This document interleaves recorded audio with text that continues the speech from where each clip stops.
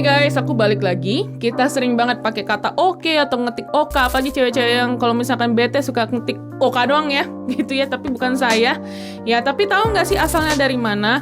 Mohon maaf sebelumnya, ini kayaknya videonya mungkin agak panjang ya, karena ya penjelasannya agak panjang. Tapi mohon dimaklumi dan ditonton sampai habis aja ya.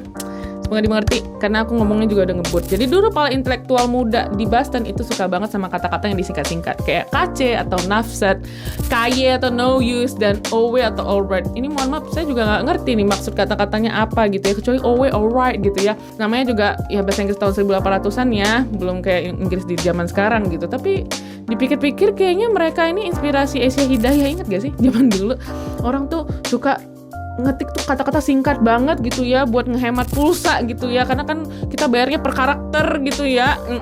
Ya mungkin kita fase alay kita tuh ya inspirasinya dari mereka ini gitu ya. Nah terus di zaman itu, di tahun 1800-an, orang-orang suka bilang all correct untuk infoin orang-orang lain kalau semuanya itu udah beres lah atau sesuai.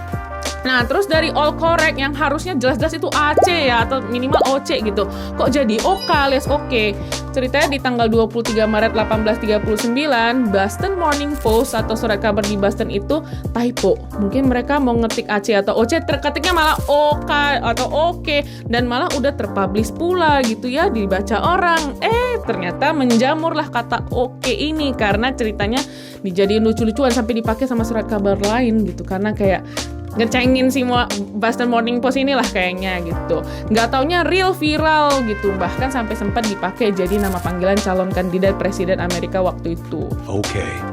Dan kata oke ini benar-benar berguna banget apalagi di zaman telegraf, karena telegraf itu kan nyampein pesan lewat getaran elektrik, terus pakai kombinasi garis dan titik buat ngodein alfabet, semacam kode Morse gitu, ngerti lah ya. Nah kata oke ini nggak pernah salah diterjemahin karena paling gampang di tap, terus jelas gitu kodenya. Dan akhirnya oke juga dipakai buat standar untuk nge-infoin kalau ya pesan yang lu kirim itu udah nyampe gitu, terutama dipakai sama operator jalur kereta di Amerika. Jadi oke ya, ngerti ya? Oke ya? Oke.